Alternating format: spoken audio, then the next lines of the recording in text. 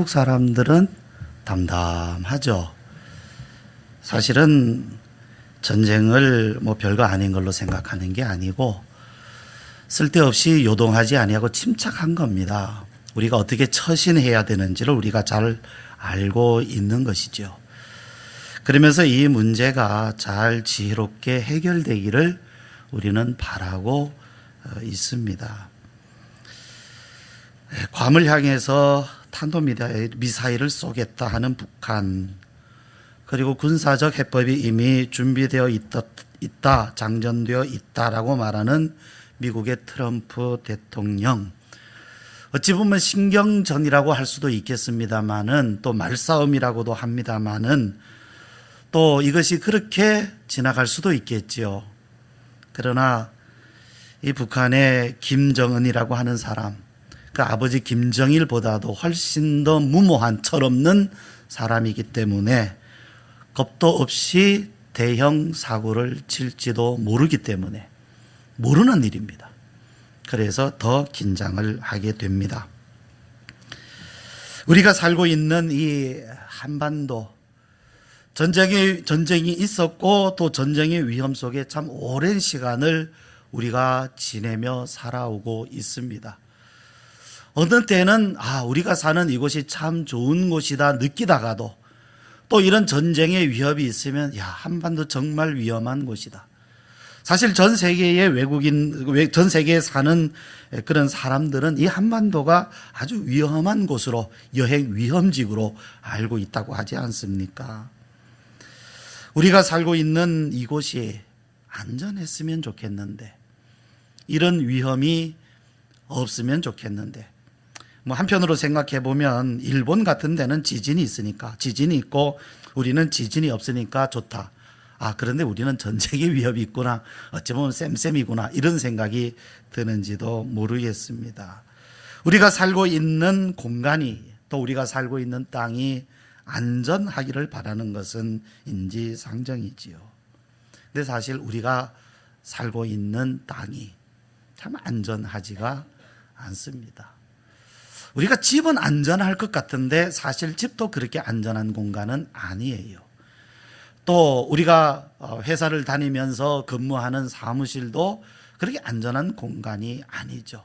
그것은 비록 어떤 물리적인 것뿐 아니라 사람과 사람이 만나는 인간관계 속에서도 우리는 상처를 주기도 하고 상처를 받기도 하고 때로는 대립하기도 하고 때로는 경쟁하기도 하면서 내가 살아가고 있는 이 공간들이 안전하지는 않구나 느끼게 되죠.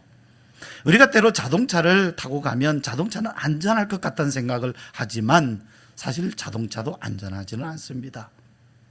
얼마 전에 중부지방에 큰 비가 왔지 않습니까? 홍수가 났습니다. 그런데 그 개울을 건너던 자동차, 승용차가 있었는데요. 그냥 빨리 후닥닥 이 개울을 건너면 되겠다 싶어서 그 개울을 건너다가 중간에서, 개울 한가운데에서 불어난 물로 인해서 엔진이 꺼져버렸습니다. 급히 차를 버리고 도망했기 때문에 망정이지, 만약에 미련스럽게 시동을 다시 걸어보겠다고 했다면 큰일 날 뻔한 그런 일도 있습니다. 그래요, 우리가 평상시 차 안에서 잠도 자고 쉬기도 하지만, 그러나 순간적으로 그 자동차 안이 위험한 그런 장소가, 공간이 되기도 합니다. 우리가 사람과 사람 사이의 관계도 그렇지 않아요? 서로 신뢰할 수 있는 관계라면 그냥 내 속에 있는 말 다 풀어내서 그냥 속에 있는 말까지 다 털어놓고 그렇게 지낼 수 있으면 얼마나 좋겠습니까? 그런데 그렇지를 못하니까 우리는 어쩔 수 없이 우리의 약점을 숨길 수밖에 없죠. 하고 싶은 말을 다 하지 못하며 삽니다. 내가 이 말을 하면 그 사람은 나를 어떻게 생각할까? 그것은 신뢰하지 못하기 때문이죠. 내가 무시당하고 있는 것은 아닌가? 역시 신뢰하지 못하기 때문이죠. 신경이 쓰입니다. 그러다 보니까 우리의 삶이 고달파요. 내가 살아가고 있는 이 공간들, 내가 살아가고 있는 사람들, 참 그 가운데서 안전한 것 같다가도 순간순간 우리들은 내가 살아가고 있는 이 공간들이 안전하지 못하다 하는 것을 느끼게 되죠. 그러면 이렇게 불안한 상태로 사는 것이 인생의 전부입니까? 우리는 어쩔 수 없이 이렇게 살다가 마는 것이 그게 인생인 것입니까? 분명한 것은 이 세상을 창조하신 창조주가 살아계십니다. 그는 우리 사람을 지으신 분입니다. 우리는 그분을 믿습니다. 그리고 그가 우리에게 참된 평화, 안식, 쉼을 주시리라고 우리는 기대합니다. 우리는 그분께 우리의 소망을 두고 살아갑니다. 그리고 그분 안에 있는 피난처를 우리는 찾아가고 있습니다. 여러분은 찾으셨습니까? 여러분은 이 쉼을 얻고 계십니까? 오늘 이러한 우리들에게 전능자이신 하나님은 이렇게 말씀하고 계십니다. 나의 자녀들아, 내가 너희의 피난처다. 너희의 살아가고 있는 공간이 안전하지 못하고 너희가 만나는 사람들이 너희에게 신뢰를 닿아주지 못한다 할지라도 나는 너희의 안전한 피난처다. 나는 너희가 얼마든지 믿고 신뢰할 수 있는 창조주이다. 전능자이다. 너희의 아버지이다. 안심하라. 두려워하지 말아라. 안심해라. 하나님은 오늘 우리를 이렇게 찾으시고 계십니다. 자, 오늘 우리가 읽은 말씀을 다시 한번 읽어봅시다. 18절 말씀인데요. 자, 이번에는 우리 같이 한번 18절 읽어봅니다. 이는 하나님이 거짓말을 하실 수 없는 이 두 가지 변하지 못할 사실로 말미암아 앞에 있는 소망을 얻으려고 피난처를 찾은 우리에게 큰 안위를 받게 하려 하심이라. 큰 안위를 받게 하려 하신다 라는 이 말씀의 의미는 우리를 안심시키신다라는 말씀입니다. 하나님이 우리 가까이 찾아오셔서, 우리가 예전 성경 말씀에 의하면 권고하신다는 의미를 가지고 있는 거예요. 권고하신다. 권고하신다는 말씀은 하나님의 목적을 가지고, 그분의 약속을 가지고 우리에게 우리를 찾아오셔서 우리를 안심시켜 주시는 겁니다. 하나님을 얼마든지 믿을 수 있도록, 우리가 하나님을 믿을 수 있도록 하나님은 우리를 찾아오셔서 안심시켜 주신다, 이런 의미를 가지고 있습니다. 여러분, 우리 주변에 위험이 없다는 건 아닙니다. 위험이 있지만 그 가운데서 지켜주신다는 것입니다. 전쟁이 있을 수 있습니다. 물론 없을 수도 있죠. 그러나 전쟁이 일어난다 할지라도 하나님은 우리를 그 가운데서 안전하게 보호해 주신다는 것입니다. 왜? 우리가 하나님을 의지하기 때문에, 우리가 하나님을 믿기 때문에, 하나님은 그분을 의지하는 사람들을 하나님은 보호하십니다. 하나님을 의지하고 신뢰하는 사람들을 하나님은 지키십니다. 이것이 하나님의 약속입니다. 그런데 우리는 안심합니까? 하나님을 믿는 믿음으로 말미암아 우리는 안심하고 있습니까? 안심이 됩니까? 만약에 안심이 안 된다면 무슨 문제입니까? 우리가 하나님을 믿고 의지하는데, 믿고 의지함에도 불구하고, 그럼에도 불구하고 우리가 안심이 되지 못한다면 그 이유는 무엇일까요? 하나님 문제일까요? 아니면 우리의 문제일까요? 하나님은요, 아브라함을 부르시면서 복을 주시겠다고 약속하셨어요. 그런데 여러분 보세요. 하나님이 주시는 복이 이루어지려면 아브라함을 지켜주시는 일도 같이 이루어져야 되잖아요. 자, 하나님이 복을 약속하셨는데 갑자기 아브라함이 사고로 그냥 생명이 끝나버렸다. 그러면 그 약속하신 복이 이루어질 수가 없는 것 아닙니까? 그러니까 하나님께서 복을 약속하셨다 그러면 아브라함의 안전에 대한 것도 하나님은 약속하신 것입니다. 그래서 하나님은 약속하셨어요. 너는 복의 근원이 되리라. 너와 내가 너에게 복을 주어서 너뿐 아니라 너의 자손 그리고 이 땅의 모든 사람들이 너로 인하여서 복을 받게 되리라, 이렇게 말씀을 하셨어요. 그런데 이 약속의 말씀을 하시면서 하나님은요 그냥 말씀으로만 안 했어요. 하나님도요 정말로 중요한 약속을 하실 때는 말씀으로만 하지 않으셔요. 행동으로 보여주십니다.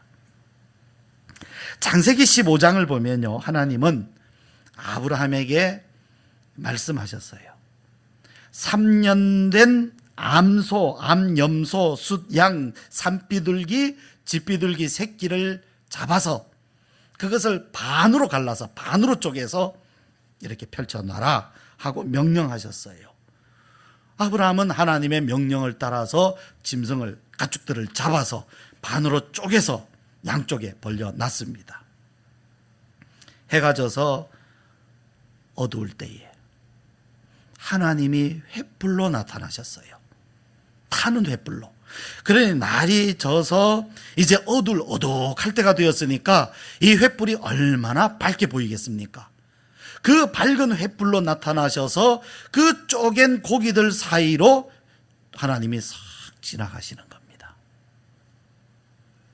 이것은 고대 근동 지방에서 중요한 계약을 맺을 때에 두 사람이 함께 행하는 의식입니다. 어떤 의식을 가지고 있느냐? 그 갈라놓은, 이렇게 갈라놓은, 쪼개놓은 그런 짐승들, 가축들처럼 만약에 이 계약을 깨뜨리는 사람이 있다면 이와 같이 죽임을 당할 것이다 라는 그런 의미예요. 네. 그런데요, 하나님은 그 고기들 사이로 지나가시면서 아브라함을 데리고 가지 않으셨어요. 아브라함은 서서 그냥 구경만 했어요. 하나님만 그 가운데로 지나갔어요. 원래는 계약할 때는 두 사람이 함께 지나가야 됩니다. 그런데 두 사람이 함께 가지 못했어요. 하나님만 지나가셨어요.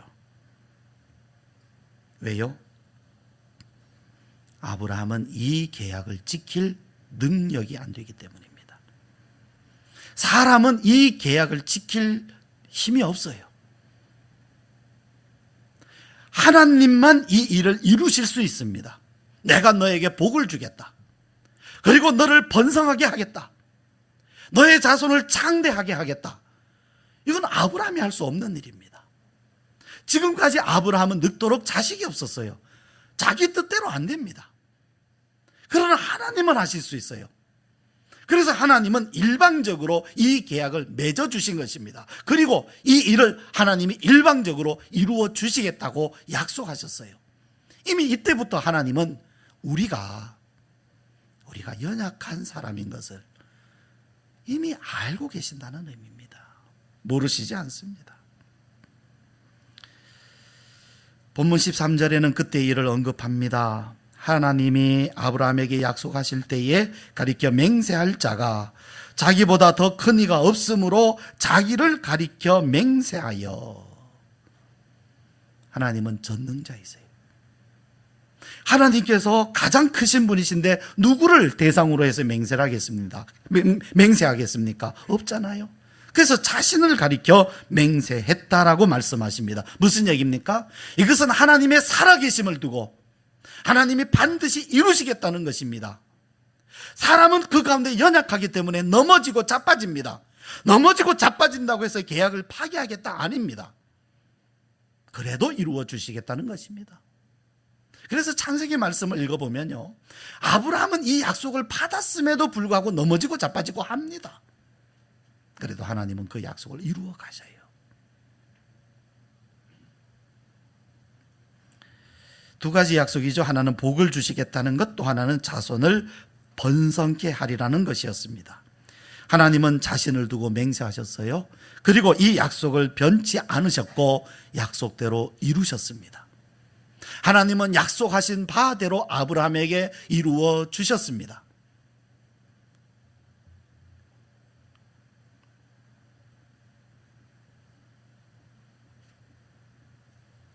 여름이라 많이 졸리시죠? 아멘이 나올 대목인데 안 나와서 좀 이상해서. 제가 금방 뭐라 그랬습니까? 제가 금방 뭐라고 했어요? 대답이 거의 안 나와요.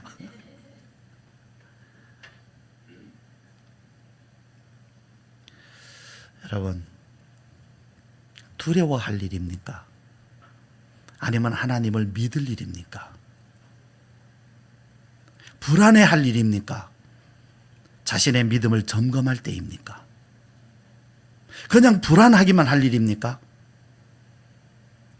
그냥 미국에게 의지하기만 할 때입니까? 이런 때에 우리의 믿음을 점검해야 될 때입니다. 정말 내가 하나님을 믿느냐? 아니면 지금 트럼프의 한마디에, 김정은이 한마디에, 미사일 한 방에 흔들리고 있느냐? 점검해야 되는 때 아니겠습니까? 여러분이 믿으시는 하나님은 정말 누구십니까? 여러분이 믿는 하나님은 어떤 분이시기에 이런 상황 가운데에서 여러분의 불안 하나도 잠재우지 못하시는 분이시란 얘기입니까? 그런데 여러분 보세요. 아브라함도 하나님의 약속을 받고 그 약속의 믿음으로 서기까지는 많은 시간이 걸렸어요. 오랜 시간 걸렸어요. 믿음이라고 하는 것이 믿으면 된다라고 생각하지만 사실 믿음은 그렇게 하루아침에 와지질 않아요. 아브라함이 하나님의 약속을 받고 그 약속을 믿고 그리고 그 약속이 이루어지기까지 적어도 25년의 시간이 걸렸습니다. 25년. 이스라엘 백성들이 적과 꿀이 흐르는 가나안 땅에 인도해 들이시겠다는 약속을 받고 출애굽하고 광야를 지나 가나안에 들어가기까지 40년 걸렸습니다. 왜 40년이 걸렸습니까? 왜 못 들어갔습니까? 40년 동안 왜 못 들어갔습니까? 믿음 문제였어요. 2년 후에 가데스 바네아에 왔는데 그들은 충분히 들어갈 수 있는 자리까지 왔어요. 그런데 들어가지 못했어요. 이유가 무엇입니까? 믿음의 문제였습니다. 이스라엘 백성들 바벨론으로 포로로 잡혀갔습니다. 그 포로로 잡혀갔다가 다시 예루살렘으로 돌아오기까지 기간 70년이 걸렸습니다. 여러분, 믿음은 그렇게 쉽사리 하루아침에 와지는 것이 아닌 것 같습니다. 그래서요, 우리에게는 오래 참음이 필요해요. 하나님의 약속이 오래 걸리는 것이 아니라 그 약속을 믿는 우리의 믿음이 세워지기까지는 적지 않은 시간이 필요하다는 얘기입니다. 그 시간 동안 우리는 넘어지고 자빠지고 해요. 정말로 아브라함처럼 우리는 넘어지고 자빠지고 하면서 그리고 또 일어서고, 넘어지면 하나님이 또 세우시고, 넘어지면 또 세우시고, 그래서 결국에는 굳센 믿음으로 서기까지가 수십 년이 걸리더라는 것입니다. 오래 참음. 성경의 아브라함은 오래 참음으로 약속을 받았다, 이렇게 말씀하고 있습니다. 15절 말씀, 자, 같이 읽죠. 시작. 그가 이같이 오래 참아 약속을 받았느니라. 무엇으로요? 오래 참음으로. 무엇을 위한 오래 참음입니까? 믿음을 얻기까지. 하나님의 약속이 오래 걸리는 것이 아닙니다. 그 약속에 내가 굳게 서기까지예요. 하나님이 안 지켜주시는 것이 아닙니다. 그러나 하나님이 지켜주심에 내가 확고하게 서서 더 이상 불안해하지 않는 믿음이 오기까지가 시간이 걸린다는 얘기입니다. 그런데 우리는 어떻습니까? 오래 기다리지 못해요.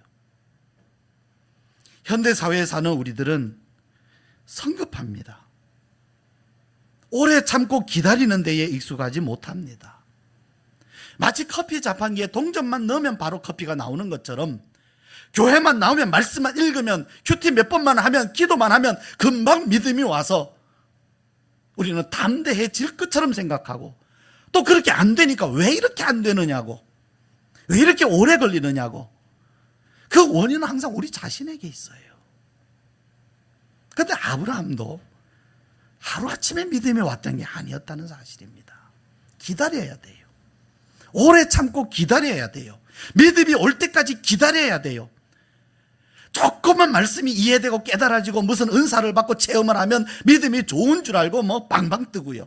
그러다 얼마 지나지 않아서 언제 그런 은혜 입었느냐고 그냥 코가 나와 코가 석자가 빠져서 그냥 푹 죽어 있고 이거는 믿음이 아닙니다. 어떤 집회에 가가지고 막 기도하고 찬양하면 굉장히 믿음이 하루아침에 믿음이 오고 막 사명이 오고 막 비전이 열리고 하는 것처럼 보이는데 그 시간만 지나버리면 또 푹 꺼져가지고는 때로는 세상 사람들보다 못한 모습으로 살아가지 않느냐는 거죠. 오래 걸려요, 여러분. 오래 걸립니다. 오래 걸리는 동안 계속 이 말씀과 소망을 붙들고 계속 가야 됩니다. 넘어집니다. 그러나 또 일어서고 또 넘어집니다. 일어서고 그러나 그 방향으로 계속 가야 됩니다. 그런데 보십시오, 여러분. 지금 이 시대 한국 교회 여러분 주변을 한번 보십시오. 예전에는 이틀씩 3일씩도 철회했던 사람들이 이젠 안 하잖아요.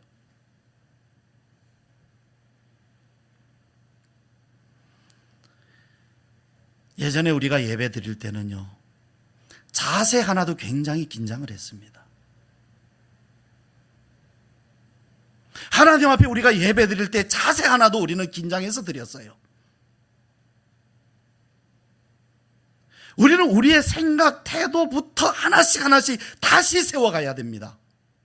왜요? 이 약속을 믿음으로 붙들기 위해서입니다. 흐트러지면 안 됩니다. 때로 어떤 사람들은요, 믿음은 마치 무슨 대박인 것처럼 말씀하는 분들이 있어요. 은혜는 무슨 대박인 것처럼. 여러분, 대박이 무슨 말인지 아시죠? 예? 하루아침에 어떤 상황이 극적으로 변화되는 거. 가난한 사람이 갑자기 뭐 돈을 번다든지, 예? 어떤 신분이 막 갑자기 변한다든지, 와, 대박이다. 근데 여러분, 신앙엔 대박 없어요. 대박이라면 진짜 엄청난 대박은 맞지만 이 대박은 평생에 걸쳐서 옵니다. 하루아침에 무슨 흥부에 박 떨어지듯이 그렇게 떨어지진 않는다는 얘기입니다. 물론 내가 어느 한 날 어마어마한 은혜를 받을 수는 있어요. 그러나 그 받은 바 은혜가 믿음이 되고 그 믿음이 실제 나의 삶이 되고 인격이 되고 그것이 나의 삶을 완전히 지배하기까지는 적지 않은 시간이 흘러야 돼요. 여러분 한번 기억해 보십시오. 한번 살펴보십시오. 여러분, 아마 여러분 중에는 정말 어마어마한 은혜를 체험하신 분들이 있을 겁니다. 있죠? 어마어마한 성령 충만을 경험한 분들도 있을 겁니다. 있죠? 지금 그만큼 그 받은 바 은혜대로 살고 있습니까? 지난주에 말씀을 나눴습니다, 여러분. 은혜 받은 사람이 그 받은 바 은혜대로 살지 못하면, 받은 바 은혜대로 살지 못하면 그 자체가 죄입니다. 내가 받은 은혜를 자랑할 것이 아니라 내가 그 은혜를 받은 대로 살지 못하기 때문에 오히려 회개를 해야 돼요. 내가 하나님 잘못하고 있습니다. 하나님은 나에게 은혜를 주셨는데 난 그렇게 못 살고 있습니다. 회개해야 됩니다. 어디서 자랑질이겠습니까? 그렇지 않습니까, 여러분? 받은 은혜가 믿음이 돼야 되고 믿은 은혜가 나의 삶이 돼야 돼요. 우리는 이 삶이 되지 못한 것으로 인해서 목말라야 됩니다. 왜 은혜는 받았는데 이것이 믿음이 되지 못했을까? 이것이 왜 나의 인격과 삶이 되지 못했을까? 목이 말라야 돼요. 그것 때문에 하나님 앞에 부르짖어야 할 때입니다. 더 솔직하게 말해 봅시다, 여러분. 어떤 사람은 큰 교회 다닌다고 자랑합시다. 좋아요. 큰 교회 얼마나 좋습니까? 그 큰 교회만큼 큰 믿음 가지고 있습니까? 그만큼의 인격을 가지고 있습니까? 우리는 교회가 작아서 좀 안심이 되네요.